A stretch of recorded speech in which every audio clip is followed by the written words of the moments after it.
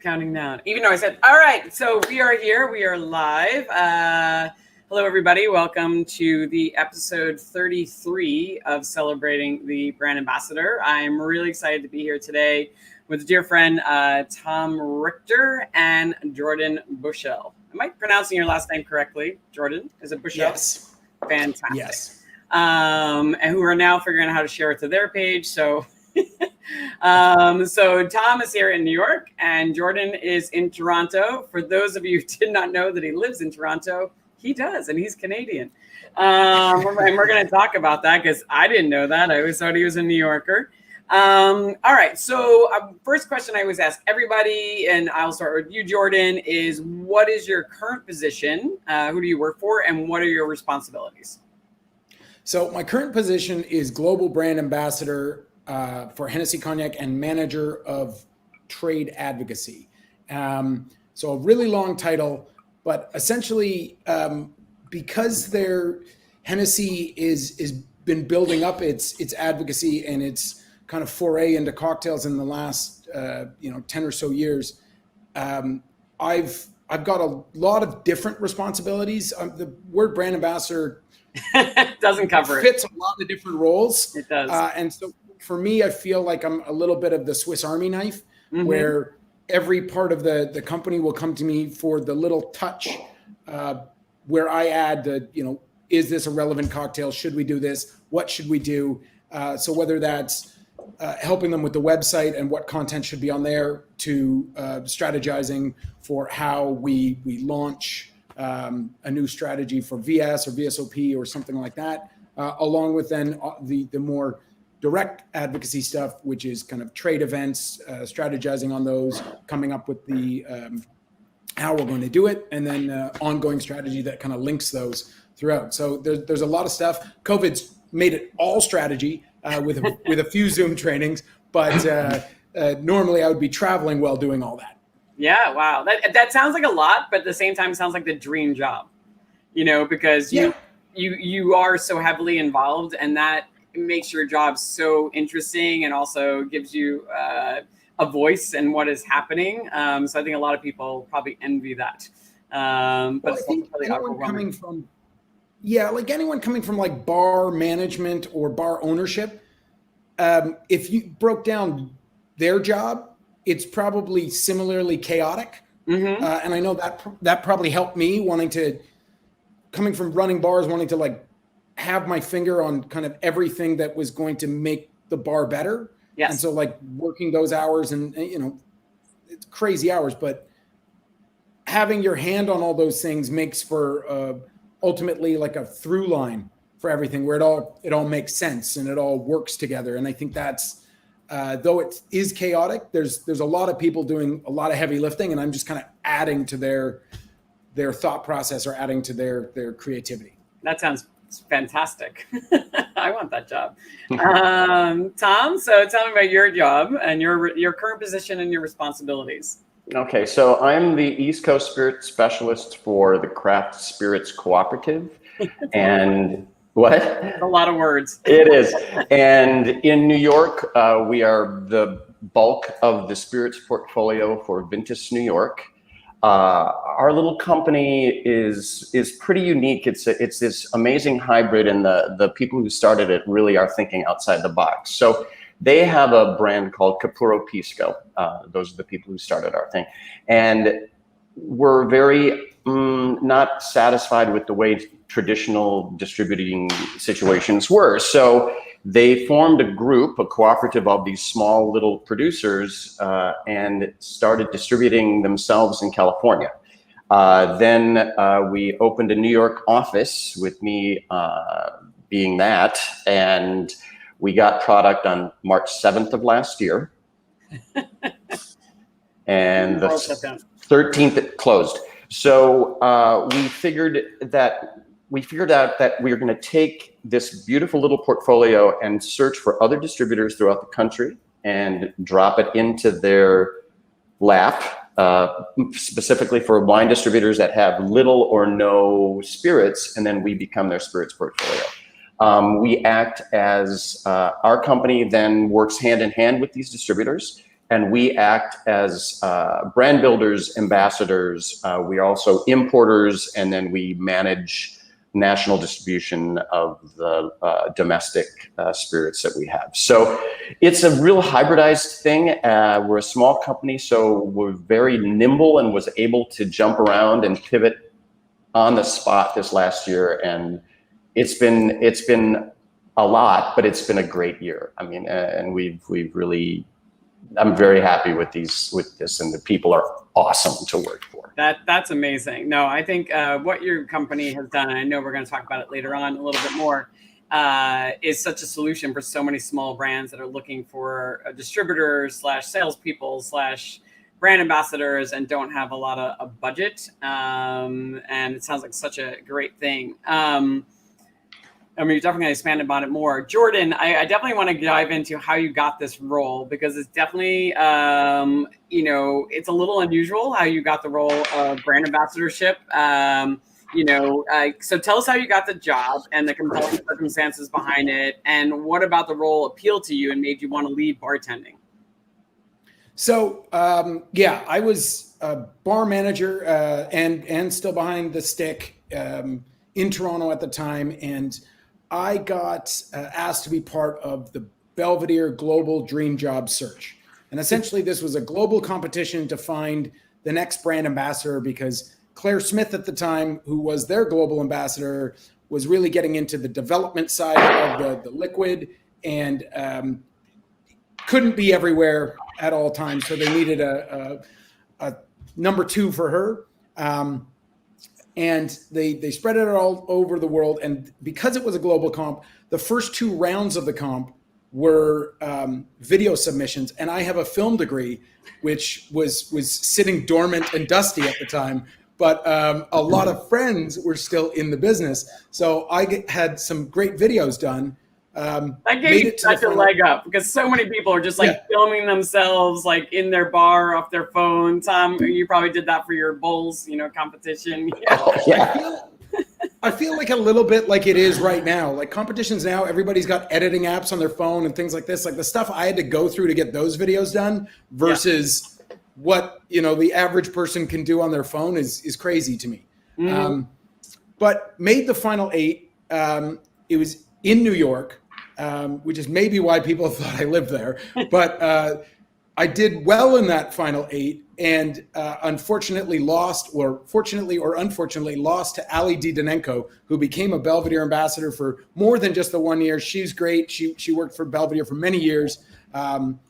And I was devastated because I didn't know if I wanted to be an ambassador, but I'm very competitive and hate to lose. And so I lost, went home to run my bar on Friday, Saturday, Sunday. And then Monday, I got a call from the company that was doing the PR for Hennessy at the time nationally. And they said, hey, we saw your videos for Belvedere. Do you want to come apply for this position with Hennessy? Because Hennessy was doing a small, 10-week kind of, let's rush 8 major markets and teach them how to make cocktails, and pseudo celebrity was with the person and everything. And they'd gotten 1,500 people down to 3. I joined as the 4th. They ended up flying me into New York because they called and didn't know I didn't live in New York. So they flew me into New York for a couple hours on the Wednesday. And then as I was going back to the airport, I called them and said, listen, that was whatever comes of this, that was an amazing experience. I've never been flown anywhere for an interview. Thank you. And they said, well, we're trying to work out how we get a Canadian to be the US guy right now. So that felt good. I went back and opened the bar, and a few days later I got the call, and then did that 10 weeks, then became national. And it was, to be honest, it wasn't something I had been looking for. But my dog's name at the time was Hennessy. So I felt like it was probably meant to be. And it worked out. I brought that up in the interview, and I think they thought I was joking, but it was meant to be. And it was, I think one of the things I always tell people is, to be a great ambassador, you've got to actually love the product. So many brands will try to grab a great bartender, but if you don't love the product, absolutely, it comes through, because bartenders we're experts at picking out fakes. People that walk up to our bar and are fake with us. It's, we see people every day. We see hundreds of people every day. So if you don't love the product, it comes through really quick. Yeah. And I've been with Hennessy over 10 years now. It was 10 years in January. So wow. It's, if I didn't love it, I think it would have shown by now. Yeah, I think it would have come out by now. But what made you change? Like, you said, I remember we were talking yesterday or last week, actually, that, you weren't sure if you wanted to be a brand ambassador. So, and I get this question a lot from people, like, do I really want to be a brand ambassador? What does it really mean? Like, they have an idyllic of what they think a brand ambassador does, and it's a completely different role, and every company's different. So what about it kind of appealed to you? Well, interestingly enough, it was the first thing for Hennessy was just that 10-week program of traveling the States and being kind of I described it as there was a woman named Takara Jones, and she was dubbed Lady Miss Hennessy or Miss Lady Hennessy. And she was the second or third runner-up for one of America's Next Top Models, like second or third season. Okay. But her claim to fame was she was a plus size model, and Tyra Banks really wanted her to win. So she had a lot of press around her, but she had already worked for Hennessy in the past, so it was kind of an easy fit. And the program was basically she opened doors and I filled them with content. So she got the doors open for a lot of interviews on radio and TV and stuff like that. And I would talk about Hennessy, its history, and how to make it simple cocktails with it, or more advanced cocktails if you wanted. But that 10 weeks gave me a little taste without a commitment. Yep. And so I got the taste, and I just took a leave of absence from work and then came back. And it was in March, so Canada's still cold in March. The bar wasn't too busy yet, so I was able to do it. And then I came back, and I was working at the bar, and there was something missing. There was like this controversy with the general manager at the time, and I was always fighting to try to make the bar better, and didn't understand why I was getting pushback on things that were customers liked and the bar liked and everybody liked. And so it was, at the end of the day, there was a conversation he had with me when they offered me the job. He said, well, when are we going to get you back? You got to make the decision. And I went, I'm going to go with Hennessy. You also probably, to be honest, miss people just kissing your ass. You're like a celebrity flowing around. It's like you're the guy. You're like walking in. It's like, it's Jordan Bushell. It's a nice feeling. Yeah. That ambassadors get that.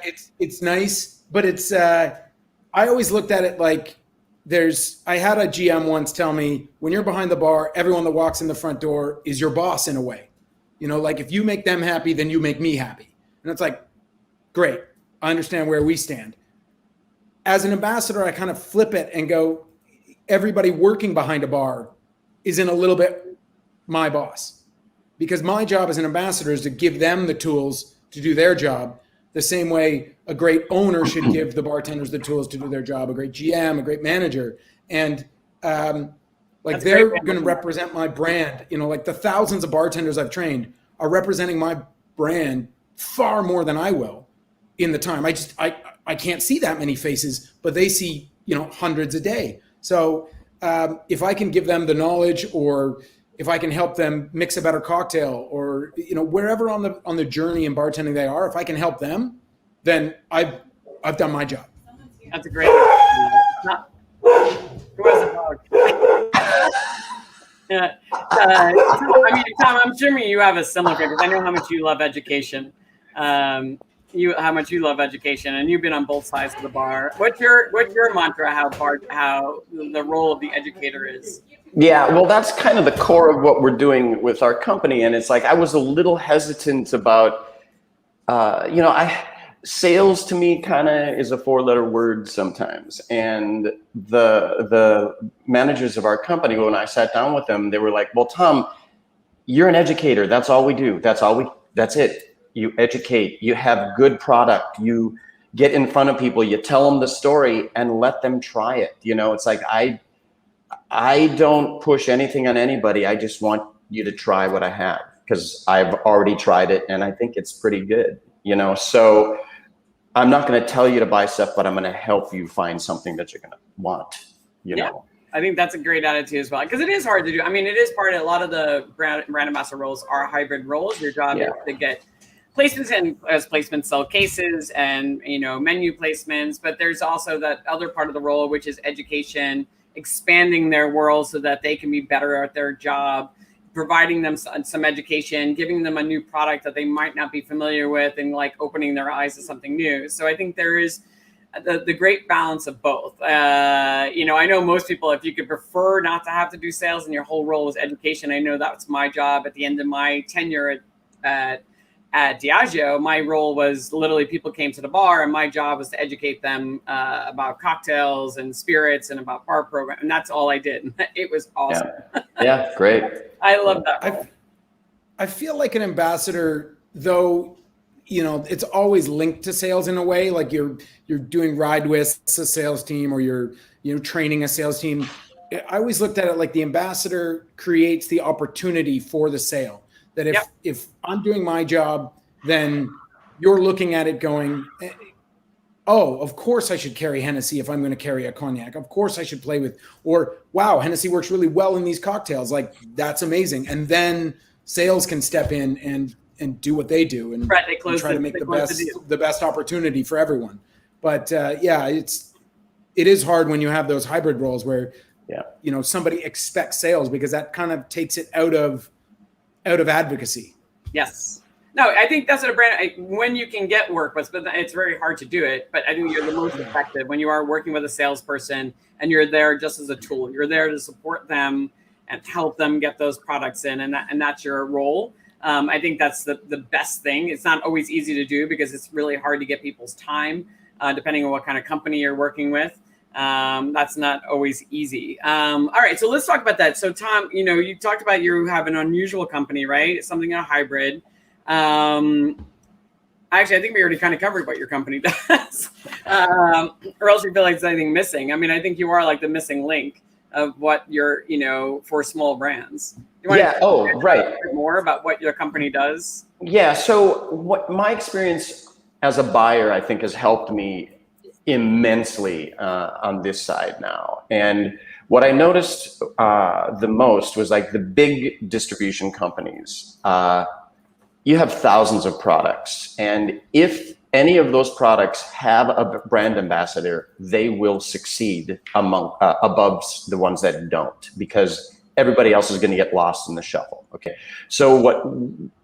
but a lot of little brands don't have the capital to have that huge salary to pay a brand ambassador. So what we are is this, it's a cooperative. So it's like there is a little, you know, there is a cost involved for these little brands, but then they have, well, with me, I think there's 10 brand ambassadors all over the country, you know, and we take care of a portfolio, which is another thing for me, is like I'm a little hesitant about having golden handcuffs to one brand, because as a bartender, that objectivity has to be there. But now I'm handling a whole bunch of stuff that I can just kind of find the best fit for someone. And it's the ideal situation for me, you know, and just the stressing of education, and just make sure we get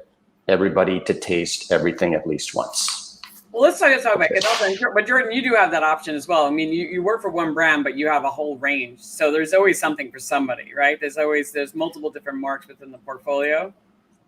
Yeah, and it's interesting because they each have a different brand director, different brand managers, and they treat, you know, VS, Hennessy Black, VSOP, XO, you know, Parody Imperial, all of them as their own brands.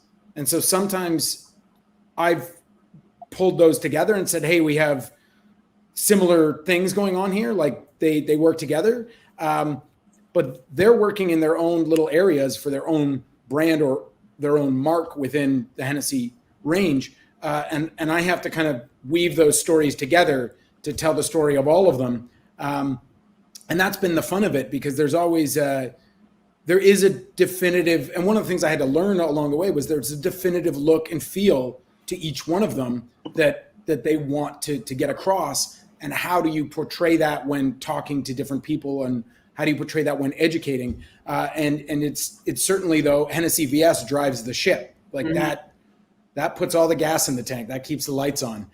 Everything else has needed to grow a long way, because when I started, it was VS, VS, VS, VS, VS. There was no other focus. The others were there, but then VS went on this incredible run, and then it started to be, okay, now we have some time to focus on VSOP, on Hennessy Black, on XO, and move on from there. So it's getting more interesting sort of every year. That's fantastic. So also explain to me, because I don't know if it's the same at Hennessy, but the one thing that most people, and it shocked me when I discovered this, that brands, when they have separate brand managers, like Tanqueray base brand and Tanqueray 10 have two different brand managers. They come from two different budgets. They do not share budgets. Doesn't matter how well Tanqueray is doing. Yeah. Tanqueray 10 still, because when it was really tiny, had only tiny little budgets, and people were like, I was like, I don't understand. Like, why can't we have Tanqueray 10 doing this, this, and this? And they were like, we don't have a budget. I'm like, it's the one of the number one selling gins in the world is Tanqueray. They're like, no, that's Tanqueray. I'm like, but you're the same company. They're like, yeah, no, we're not. We're on the same umbrella. It's true. But we share different budgets. And I was like, an eye opener. I was like, wow, I hadn't realized that they don't support each other.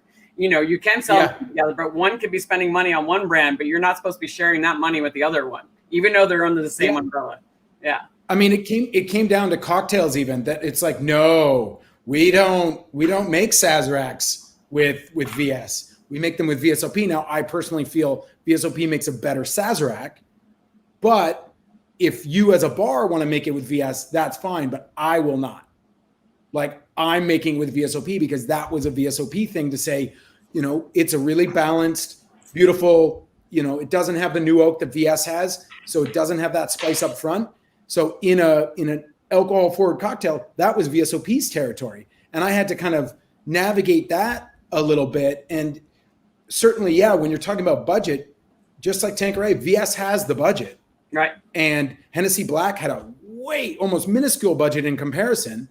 And VSOP, and like they might all, you know, if you looked at my salary and you wanted to break it down that way, it was largely paid by VSOP, though it came out of marketing. So when of course I'm going to taste VS every time, largely came out of VS. Of course I'm going to taste VS every time, but there are some markets that are like, we've hit our VS goals. We need to hit our VSOP goals. We need to hit our XO goals, even though those might not have been anywhere near what the VS goals were. It's the ambassador role is a little bit about like navigating the politics of the brand world, and then also like translating that into the sales team or the markets, because everyone's got different goals, or they're at different stages in that goal setting. And so it's because I was working with both sides, it wasn't always easy, but it was finding a way to maneuver it. And I think training in bars helped that. There's a lot of politics that goes on in bars, especially bigger bars and things like that. So it does work. It does work interestingly when you're working with multiple brands. And I can see that with Diageo, that must have been crazy, having not only that, but like Johnny Red, Johnny Black, you know, Johnny Blue, all of them. That would have been nuts. It's only frustrating when people are like, I don't know. And I'd be like, I only have a small budget. And I'd be like, with Tanqueray 10 or Johnny. And they're like, I don't understand. Like, you work with Tanqueray. I'm like, different budgets, different world. And they just didn't believe me like that. There was this separation. And Tom, I don't know if you have that you have multiple different brands in your portfolio. I'm assuming it is just naturally that way. Every brand has its own budgets and what they're able to do. Well, no, it's truly a cooperative here. So we have our budget that we spread around to everybody, you know. Wow. So Tom, does everybody put in the same amount then? Basically, I mean, there's different structures to the size of the company, and some of them it's amounts, and then, you know, it's complicated, but in the long run, yes, but it's just how it's structured. Yeah. It's a socialist society. Yeah. How things are. That's really interesting. All right. So let's talk about this. So, Jordan, you know, for the past year and a half, you've been stuck in Toronto, right? So your home country, right? And I've never explored this. Explain to us the difference, liquor law, how the liquor industry works in Canada versus America. And America is like every state's a different country, but in general, yeah.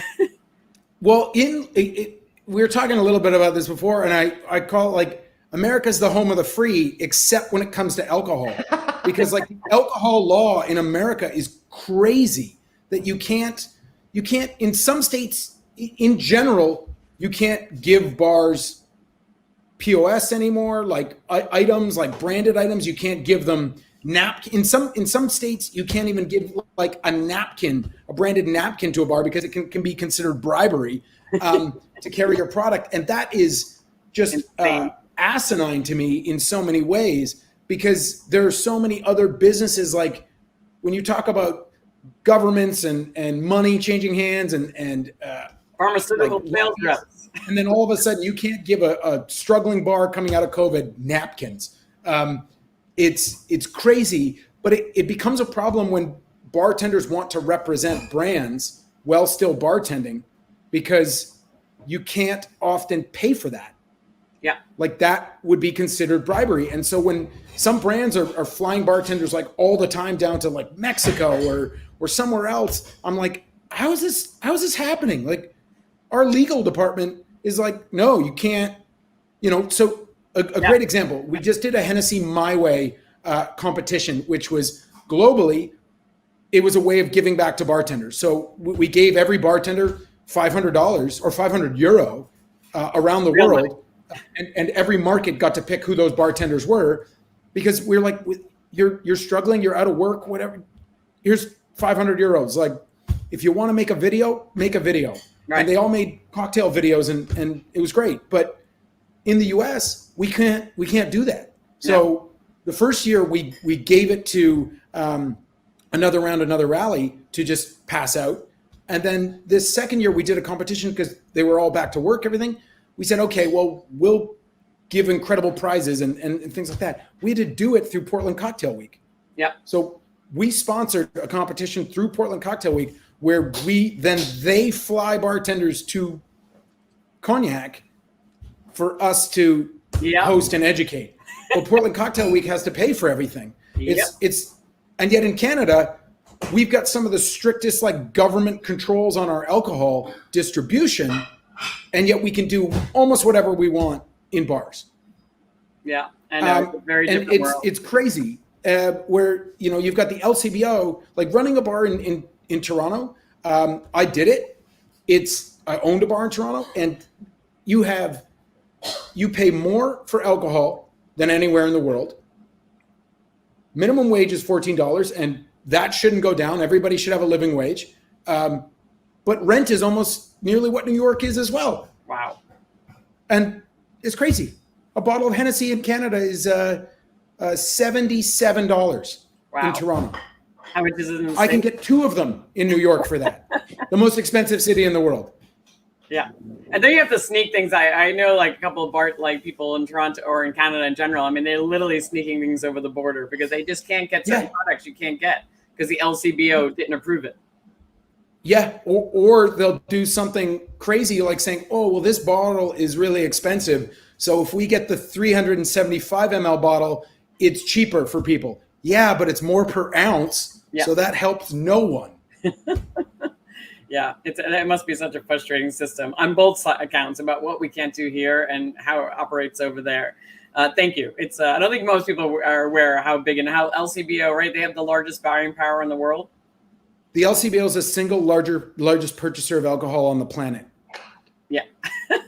And they are the, if I'm correct, I believe it's like, I heard this stat at one point, they are the only retail outlet in the world that makes 150% profit. Wow. Because they charge massively for everything, and they're all government controlled. It's insane. So our government in Canada hates monopolies unless they own them. Very, very Canadian. Well, actually, and to expand on that, you said to me something yesterday about being a Canadian in America. You had to adjust a little bit, like your personality, because we are very different types of people. Like everybody says about Canadians, they're so nice. Yeah, we're super, unless we're playing hockey, we're very accommodating. America in the business world is aggressive. And I think somebody once explained it to me that it's like it's like Ricky Bobby, Will Ferrell, like if you're not first, you're last. It's like that's a parody, but it's kind of holds true in a lot of ways. It's like you compete in so many ways. It's like the NCAA, like perfect example of that. Like it's driven for gold or nothing. And being in Canada, it was a lot more laid back. Like, I'm going to do my work. I'm going to do it well, but I'm part of a team. We're going to work like this. And I had to learn to fight for myself a little bit more, be a little bit more stubborn and push through some things because, there were a lot of people that looked out for me and a lot of people that put me in this position, but to progress myself forward and to get some things done, I had to kind of be aggressive and put myself out there more for it because it just, it wasn't going to happen otherwise, whether that be advocacy initiatives for Hennessy or me personally to grow to be global. It took pushing and it took being more American in that way. And I think I've talked to a few friends about that it's just, it's a beautiful, it's why you have the economic powerhouse you do. It's got its flaws in certain ways, but as far as like driving for success, there's a mentality there that Americans have that not just Canada, but many other countries don't have that same kind of drive. Yeah, I don't know. Tom, do you think Tom, I think you'd make an excellent Canadian. I think you're I take that as a compliment. You should take it as a compliment. You're a nice person and so laid back. I think you're an excellent Canadian. I grew up in Minnesota, so I'm an honorary Canadian. Oh, yeah, you're right there. There you go. So yeah, some of them. They're the only ones that know how to play hockey. It was great. Right, and then the Minnesota North Stars got bought by Texas, and what the hell is that about? Oh, that's terrible. Minnesota has no hockey team. Whatever. Wow, that is terrible. But there is definitely that mentality, and we actually talk about it a lot here on the show. Is that people talking about you do have to be an advocate, whether you're from Canada or not, like in every part of your career, about what you need to get yourself to the next role. Because a lot of people, and you guys have all worked at different places, and Tom, I know you worked at a lot of places. To really get to yourself to the next level, or to make sure that you feel comfortable in your job, it's good to find. I always tell people, find somebody within the company that you can talk to, that can be like a mentor to you, to help advise you when you're struggling with things, or you want to change the trajectory of your career. You need to find somebody who can help you with that. I always find a champion, somebody who champions you, because it really is important. And Tom, I know we were going to talk about this next, but I think this kind of leads into it. Like, the people you're working for, even though you didn't work for them before, they seem to champion you because Tom said something really great yesterday. He said, the company, the Pisco company said, we're not creating this company or else you're in, because we really want you, which says a lot about you, Tom, your reputation you've built. And so I love to talk about it because you've did a lot of different roles. And you're talking about, what do you think are some of the great qualities that have companies seeking out somebody like yourself? Like, what are some attributes that bartenders should have, or people in general should have? Yeah, well, I think that it was, for the bar folk who want to end up on this side, I think it's really, really paramount importance to work with and for the people you really respect the most, and where you can learn stuff. I mean, the learning thing is so key, man. When I was bartending and there was ever an educational opportunity, I went to every single one of them. I had the biggest bonus of my life was working for Sasha Petrasky at when we opened the John Dory Oyster Bar, and that kind of started me right down this intense cocktail world. And then from that came the Beagle, and then we were doing, it was working with Dan Greenbaum and Matt Piacentini, and these guys had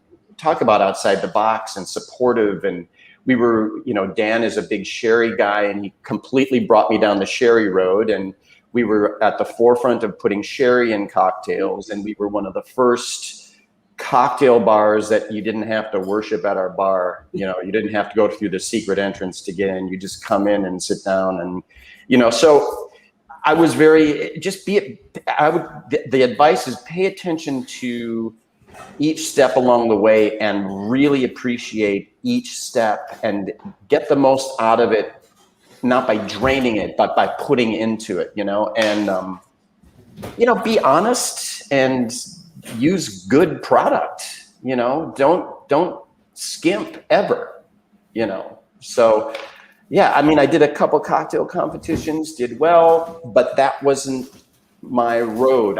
It got to be too much like theater, and I really am more about wanting to be a bartender instead of, I used to be in the theater. First half of my life, I was in the theater. So, but people don't remember you. I think also not being a dick is definitely up there. Yeah, don't be a dick.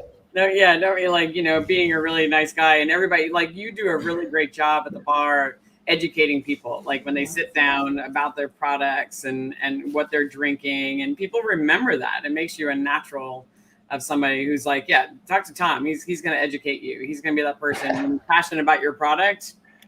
It. Yeah. And be passionate, just get into it, put 110% behind the stuff that you believe in, and the stuff you don't believe in, don't waste your time. No, don't waste your time. And Jordan, for you, it's the same thing. You were nodding your head about finding the advocate within your company. Is that something that you, and also, obviously, and we'll talk about your film career as well, your film skills. But let's talk about the advocacy, because you were nodding your head about that. Yeah, it's coming from the bar world. It operates differently to the business world. There's some similarities, but within the business world, if you're a manager, you have a ladder, you have a career path. There's director ahead of you, there's VPs, there's, you know where you're going. Even if you're, want to switch from PR to marketing or go to the sales route, you can build out a resume, and it's a little bit historically a little bit more like checking boxes, yep, got that experience. Cool. That's on the resume. I can move up to here now. And when you're coming in as an ambassador, you don't necessarily understand. I didn't understand that world as well, even though I had worked in an office years ago in advertising. That was really junior me, and glassy eyed, didn't understand anything. But getting back into that, having an advocate, that the most success I got for Hennessy and we were able to develop for bartenders, for advocacy, for what we were trying to do, was when I had somebody as a trade marketing director that really understood. He didn't understand what I was doing, but he was passionate about it. So he would go and research cocktails on his own time. And I'd get Sunday morning emails of hey, what do you think about this? Or how did they do this? But he understood the business side. So we would come up with how to navigate internally. And so we would come up with a plan together, and then he would business it up. And we'd get the budget to go do something, or we'd figure out what needed to happen. What was our goal? And then how do we make that fit or be palatable for a framework or for somebody in finance to say, yeah, here's the money for that. And that was beautiful for me, because that taught me a lot more about, okay, how do I go and get this done? I can have the greatest idea in the world, but if I can't translate it to the business, then it doesn't need to have sales KPIs necessarily, but what is the KPI? What is the goal? Are we just going to throw a crazy party at Tales of the Cocktail, or is there a purpose to this madness? Yeah. And that was navigating those waters, having an advocate and a champion on the brand team to do it. That really worked. And I've since learned how to find those champions and seek them out. And they've sought me out as well, because of the ways that we've been able to make beautiful things happen. That's incredible. So what would you recommend for somebody how to find one? How do you know when that person is going to be your advocate? It's the person that often rubs other people the wrong way, at least in my experience. They're the person that's trying to get stuff done, and they're frustrated that it can't happen anyway. Or they're trying to find a new way of doing things. They're not set with just okay, well, this is the way we do things. Okay, this is the way we do things. Well, if that's the way you're doing things, then you're not going to experience growth. And I think Hennessy had a lot of these great people working for it when I started, because we started a massive, double-digit growth trajectory for the last 10 years. So it's there were a few of them there. I just happened to work. My direct report happened to be one of them. And so seeking them out, I think it's finding people that want to do things a little bit differently, and finding ways to make it work together, because he didn't necessarily understand the bar world as well at that point.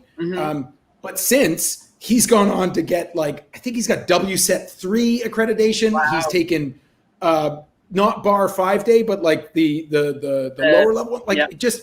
He's got, his resume is technically better than mine for doing my job at this point. So he definitely ran with it. So it's shout out to Ignacio. He really built that for me, and we started working great together in that way. And I think he was a little frustrated because he came from Diageo, and Diageo had a much more structured way of working than MH did at the time. And he was trying to bring that structure while still getting results. And I didn't understand any business structure, and trying to be the ambassador and go off and do trainings. And we found ways to collaborate really well on that. Yeah, I didn't know. It's a big thing. I mean, Tom, I don't know if your company, how many people are in the company now? I think 10. But there are definitely people more senior, I know you guys collaborate a lot, and there's people. Oh, it's all collaboration, and actually the president of the company is Romina, who she and her husband started the cooperative, and she is the master distiller for Capuro Pisco. And she had also, she has, went to college for marketing and all this stuff. And she worked for Southern in California for years and learned that kind of stuff. So, there's a lot of background, and we have a lot of coachings as to how to do that stuff, but it's not like working for a big company in any way, shape, or form, because, it's like we get on company Zooms, and it's pretty much a cooperative in those too, because people are saying, so how do we do this? How do we do that? What do you think? And what do you think? And then we kind of have this hybridized solution, and I think it's great. That sounds amazing. I love the fact that collaboration, it's just such a unique way of working. I'm assuming one person has to take the lead and decide what's the final solution. Yep. But in any collaboration, you got to know where the buck stops, or who's making the final decision. Otherwise, you just keep running in circles. Yeah, exactly. Which I'm sure there is. And Jordan, to your point about networking, finding that person, it's a conversation I've had with other brand ambassadors. If you're in a company that there are, if you're in a Campari or a Bacardi or any, company where there are senior people rolling around, get to know them. Go into the office, ask to attend meetings, have those conversations, make sure they know that you exist.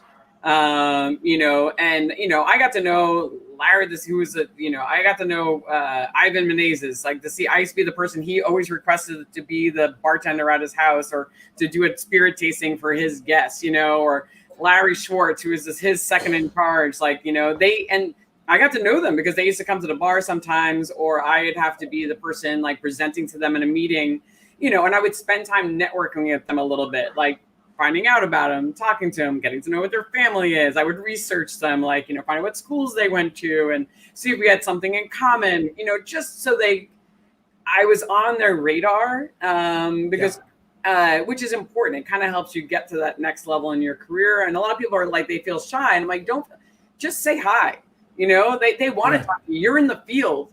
They're stuck in an office. You probably have a lot more exciting stories, that you can tell them about their brands and what's happening in the industry that they would love to hear. I used to send Ivan every once a month, a little note, hey, here's some cool things your brands did. And he'd be like, thank you so much, Elaine. So we kept in touch, once a month. I just sent him a little hey, I know you're really busy, but thought you would like to know some cool, fun things and some photos. And he seemed to like it. So I don't know. I was always on his radar. Yeah, I think that's important. When you're working with a big brand, especially, you're in the field a lot, but if you're working with the brand team as well, they're in the office every day. So you need to be there to be an advocate for yourself and to have FaceTime with people. The amount of times that when I was in New York, I wanted to be in that office, because it was, even if I'm just sitting in the, the little cafe area, doing some work on my computer, because somebody's going to come for a coffee and we're going to strike up a conversation, and you're going to get a new idea. You're going to get included in something, or you're going to help them in what they're looking to do. So it does get you more work, but at the end of the day, you become more valuable to the company, and therefore you've increased your value and your face time with people. No, absolutely. That's why people thought I lived in New York, I think. Yeah, exactly, because you're here so often. All right, so let me see. I'm looking at. Can you tell us a little background? Okay, I think you actually talked about this. All right, we're going to talk about, Tom, I'm going to go to you. So as a former buyer, you dealt with a lot of numerous like sales reps and brand ambassadors. And what were some of the common mistakes you were experiencing? And what are some of the things people did well? But let's talk about the mistakes, because it's nerve-wracking talking to a buyer. Yeah, and it's like, I feel like a lot of people in that field don't do a lot of due diligence when they're going into a bar. So they really need to know what the bar is going to possibly take. They need to see that back bar and see, all right, they've got a ton of this category, so most likely they're not going to replace something, whatever. And when I was working at Irving, we would get very, very frequently brands would come in, and we had quite a few. We had a great cocktail list. Megan, you're the best. People would come in and say, oh yeah, could I have that cocktail, but could you switch the gin and put my gin in it?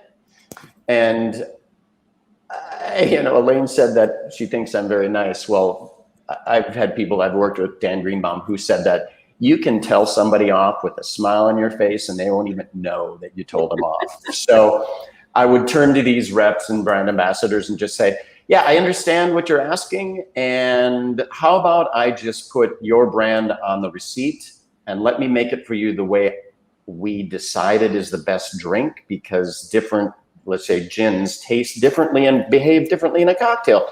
And I'll tell you, man, 80 to 90% of the time, that person would be like, oh, yes, please, thank you.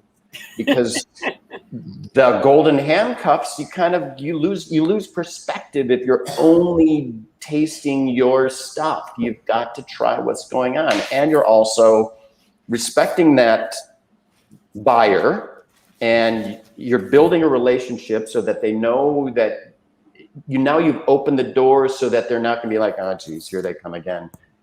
Whereas you're going to come in and then you'll say, hey, could I try something that you're doing? Great. And then maybe give them a little sample of one of your things and say, maybe figure something out to do with this or whatever. That is rolling into what else you were asking, Elaine. That's one of the most successful things.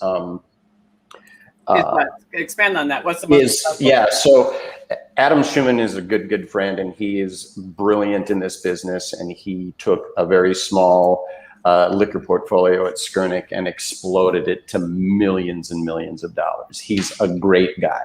And when he was just taking that over, he was one of the people I loved to see so much, because he was not pushy. He'd come in with a little sample bottle. He would always order our cocktails, and he'd be like, hey, do you need a fill in the blank? And he would just leave me a little bottle. And then I would play around with it. And it's like, yeah, that works, or maybe it doesn't work. And he never took it personally. He was always on the journey to find the fit. And I think that's our job, is to find the thing that works the best. You may not take all of my stuff. It may not work for you, but I know I have something that'll work. Yeah, no, I think that's a great point. And also it's a great strategy, because you're right. As brand ambassador, and Jordan, I'm sure you agree, like, you feel the pressure, right? You go into a bar, you're spending your company's money, so you have to, buy your brand. But if you could have that, and I learned that, I came up in the Death and Company days where you wouldn't dare ask the bartenders to switch out a brand on the drink menu. No way. Like that would be kicked out the door. You'd be like, get out of my bar. That's not how we operate. So I had to learn to navigate. Like, I don't need you to switch. I never thought to say, hey, can you put actually, I think some of them just did it like, hey, I'll just put it on there. But it is a great option for brands. You do want to support your brand, but it's like, I had this conversation actually with the guy from Kapali, and I was very glad he did this. He was at a bar and he texted me. He said, Elaine, how should I order our brand? It's not on the menu. Should I ask them to substitute our brand into for another rum. I was like, no. I was like, let them make the drink you have, or ask them, since they carry the product, could they make something with the brand? Could they come up with a cocktail and give them some direction? I said, because it does piss them. I can understand. It's like you spent a lot of time on that cocktail. So I think asking them so they could try other brands, but still look respectful to their company and put the right brand name on there. You know, as long as you're not doing that all the time and you're actually, you know, what do you think, Jordan? I think that's a nice solution. Yeah, I think that's a great solution. I've had success as well on the when Tom talks about like understanding what the bar wants. Well, if I'm traveling to a new market and I don't know that market as well, I often challenge the sales team ahead of time to say, where are we visiting? What's the point of this visit? Like, am I going into, do they already carry the brand? Am I going in to educate, or do you need me to like help you place the product?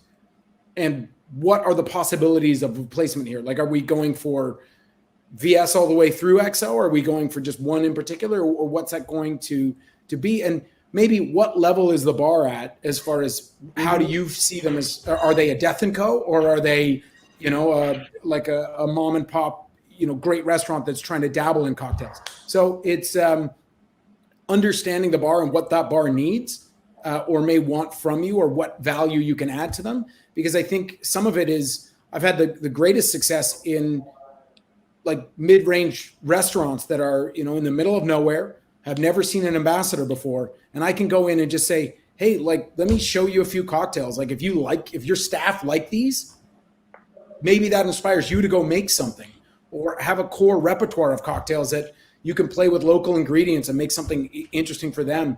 But certainly going in and forcing your way in,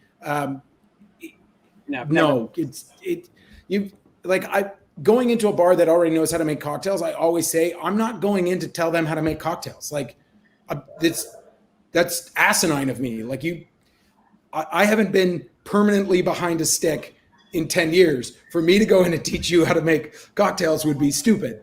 But I might go in and say, hey, like, let me, in my course of educating your staff, if we have a set education period, maybe I make you a classic because you've never had a Hennessy VSOP Sazerac, for instance. Mm-hmm. But it's not, I'm showing you how to make a Sazerac. I'm like, hey guys, thanks. Let's have this drink together, and then, you know, go get ready for service or whatever. But it's a touchy thing. I think Hennessy on that point has given me a lot of leeway to, I can order other cocktails. I can order a gin cocktail on the menu. Hennessy doesn't even own a gin, but I can have a gin cocktail. I can have a pisco. I can have other things, because to Tom's point, if I were only drinking Hennessy, I would not be expanding my palate. I would not be learning anything. I would not necessarily be following the trends. And one of my jobs is to guide the brand and the brand team to what bars are asking for, or what bars are looking for. No, I think that's a great point. And I think as brand, it's the one thing when I was spoken to brands, and I think something brand ambassadors have to have that conversation when you're starting their job. Like, okay, so when I go to the bar, somebody's not going to have my brand, or I want to try what the account is doing. I want to make sure that's okay with you, because they are experimenting and they are doing cool things, and it kind of flatters them by me trying the different things that they have been working really hard on.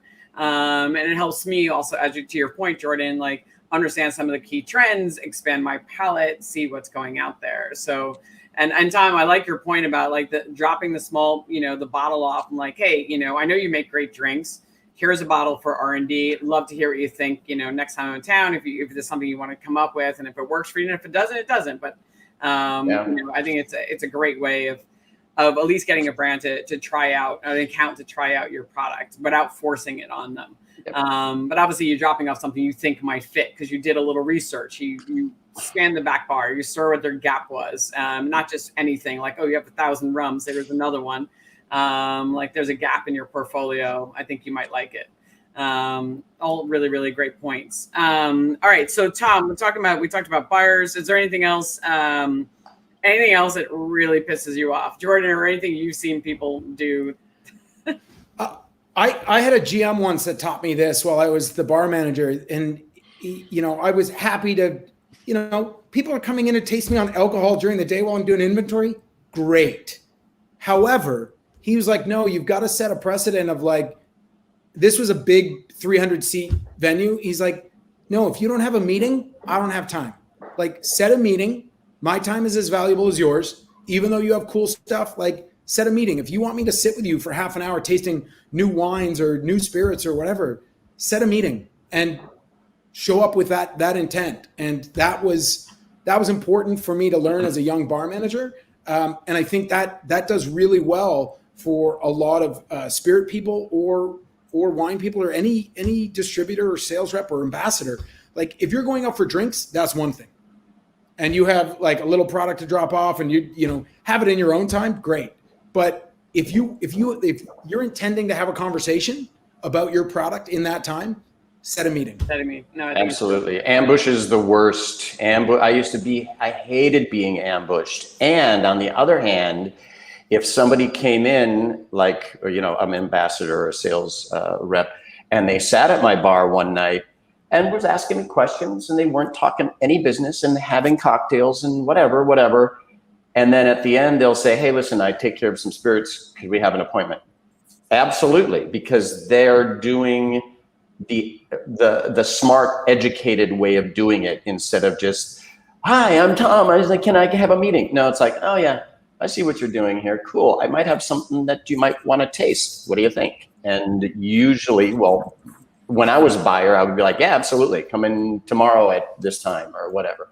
Yeah. You know, but ambush, no. Ambush, never worked. No, it's a great way of knowing. That's a great way of getting an appointment, which is, you know, just sitting there getting to know time, because it does take time and effort. I also want to talk about, so that's great. Those are some common mistakes. I think a lot of people don't know what to make and making that appointment. You know, I know a lot of brand ambassadors wander around aimlessly, just going to accounts and, you know, and not getting anything done. I'm a big believer you should have a goal, whatever it is, in every account. So it could be just, I'm going to examine the back bar and research the menu so I can see what the gaps are, but I'm not going to maybe get the name of the bartender next time I'm going in. Maybe it's having that conversation with the bar, you know, having different goals so you actually do something everywhere you go.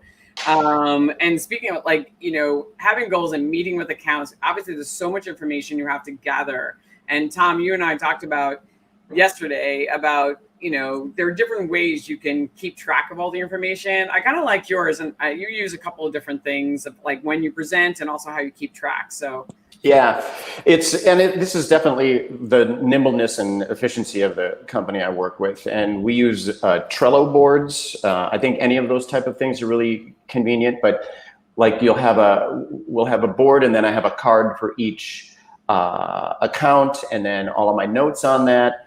I have an iPad with a pen, yeah. And I take notes as I'm doing the tasting about how, say, this guy likes this, but it's not going to fit until maybe the fall, or they want to run out of their blah, blah, blah, or he doesn't know how to use this but wants to revisit it.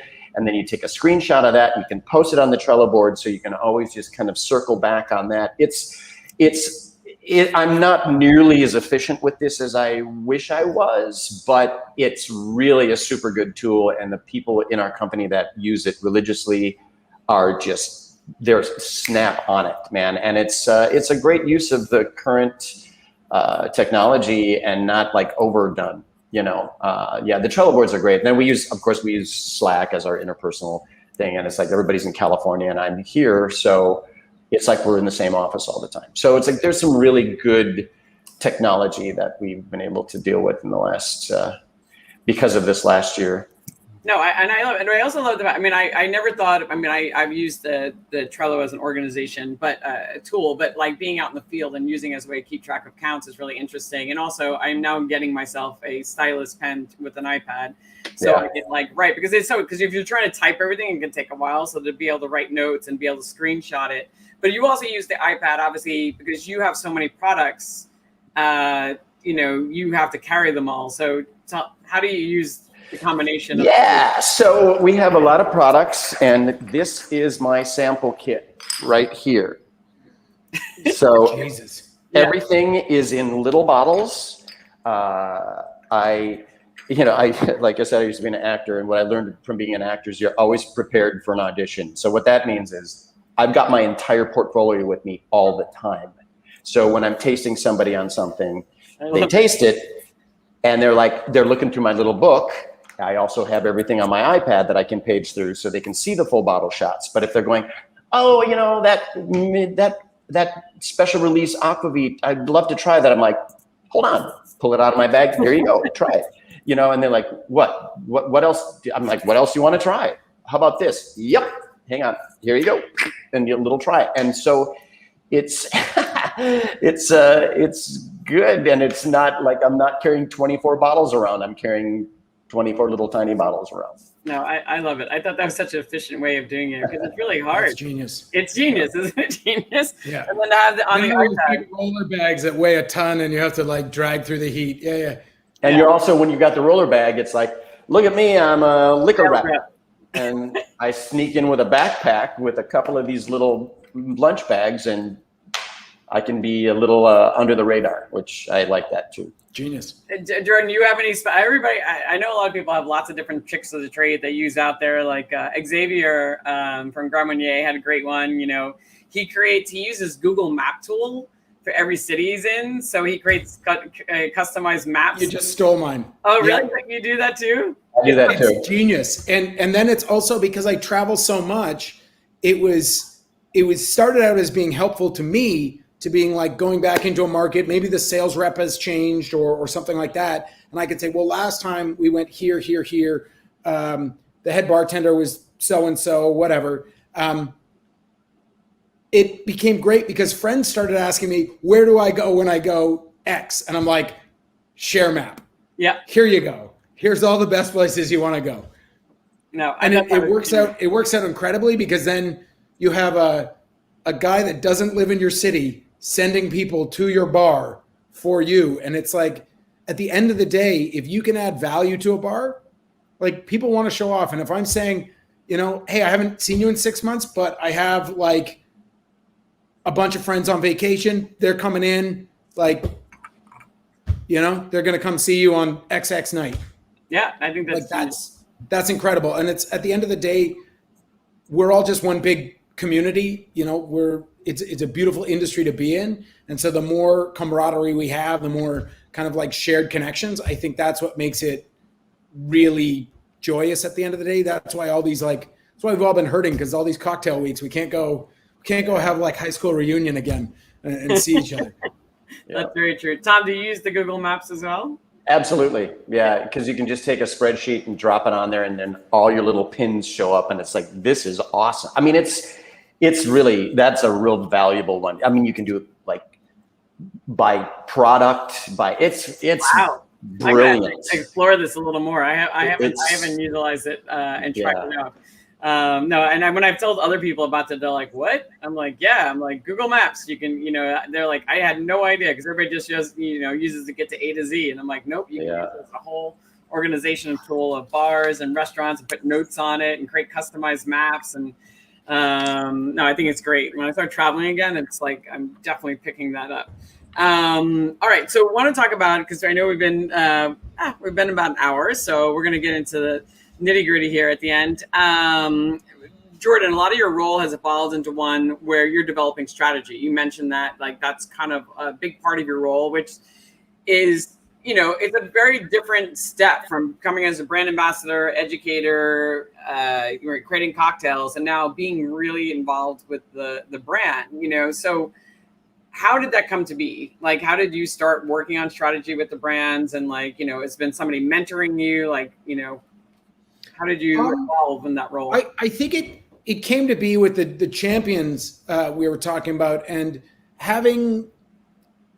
starting to look at it as a greater whole. It started with like, oh, we need Jordan. We need a brand ambassador. Jordan will be the guy to, talk to press when we do PR things and elements like that. Oh, to go train distributors.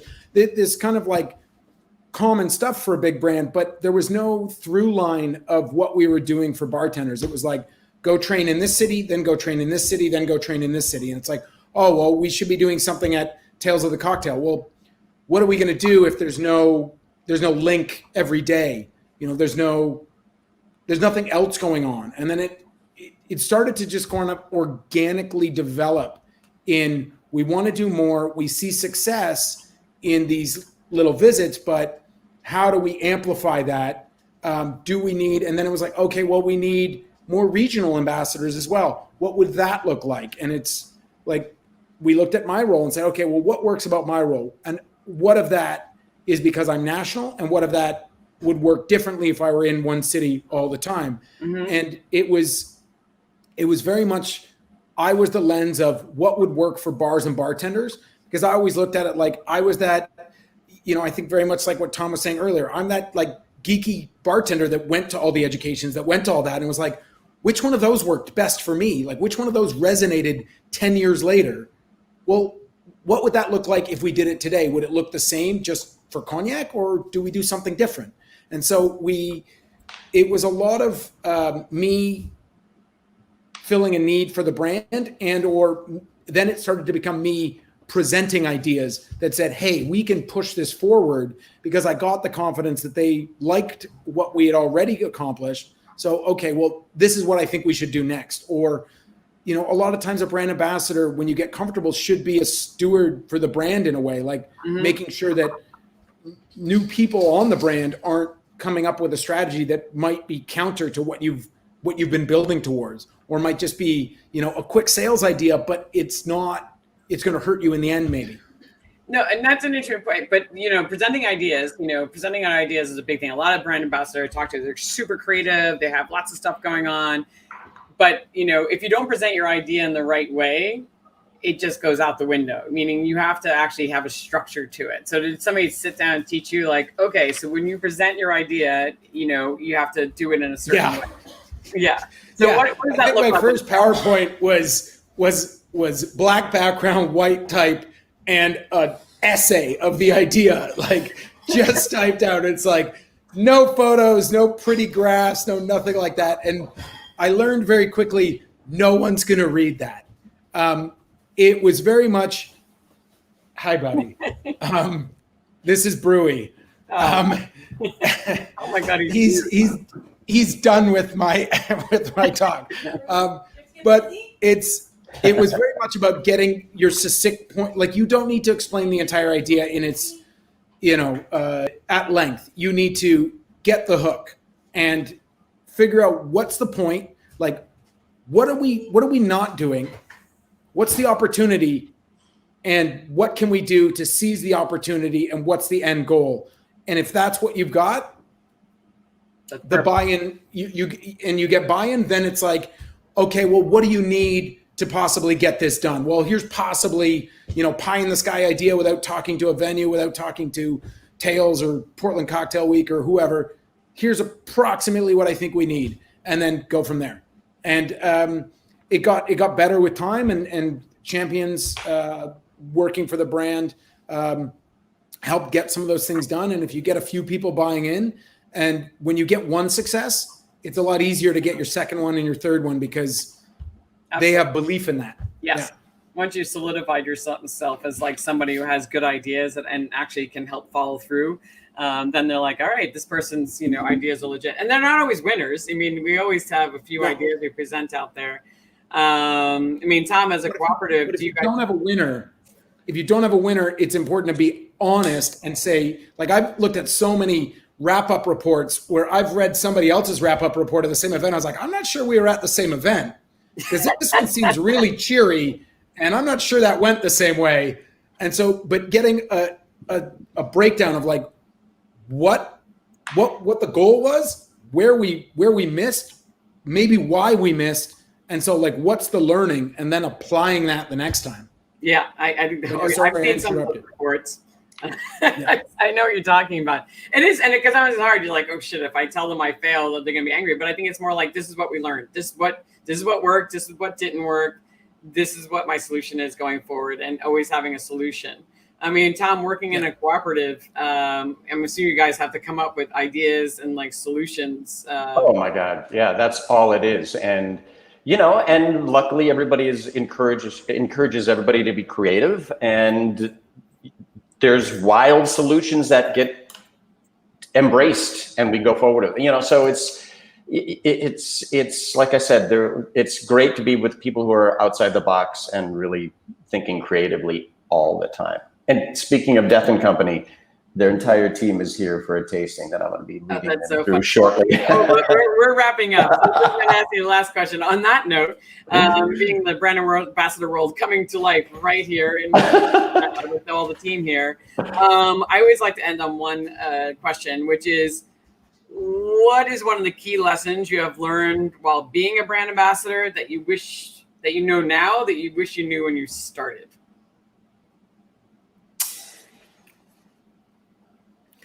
I think for me, it's to be really patient and trust in your product. You don't have to do more than that. Good. Yeah, and I would say it's, at the finding out the goals. I had this idea that, like, when I started, every bar I walked into, I needed to put a cocktail on the menu, and that it is about growth. That you're not going to be in every bar overnight. Not everyone's going to love you overnight or ever.